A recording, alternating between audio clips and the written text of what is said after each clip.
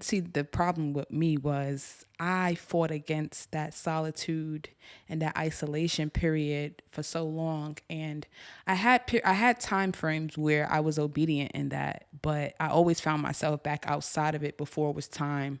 And I think a lot of that came from me being ambitious, and me being, I want to say the word, just idolizing myself in a way, where I felt like I had a good plan. I felt like I knew more than God. Not that that was the thought, but that was clearly the action. Like if you're being called to do something, and maybe I didn't understand all the way, that it was God, but I know what I felt in that moment. And so for me to be obedient, whether I fully understood what was happening, I knew something was telling me something, right?